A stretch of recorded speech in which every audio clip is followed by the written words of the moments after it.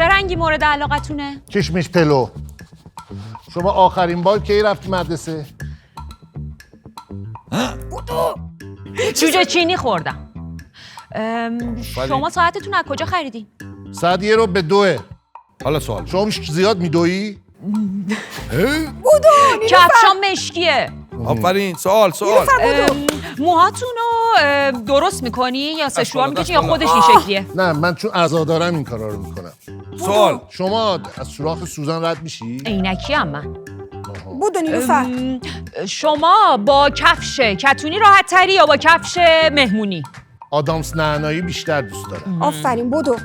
آیا شما چی بودو؟ خوبی؟ انبار دست ورزشی کجا گذاشتی؟ خیلی خستم. پیرهنتون آبیه؟